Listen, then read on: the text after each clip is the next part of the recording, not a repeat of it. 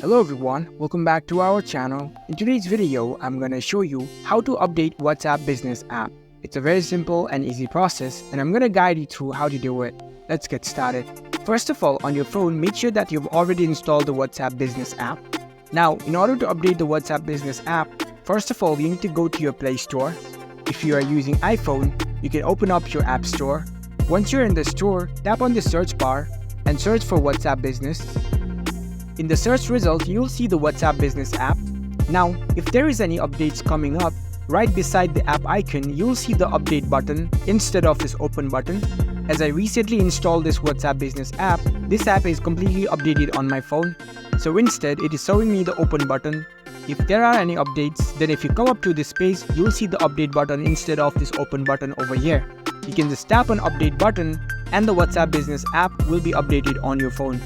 So that's how you can easily update your WhatsApp Business app.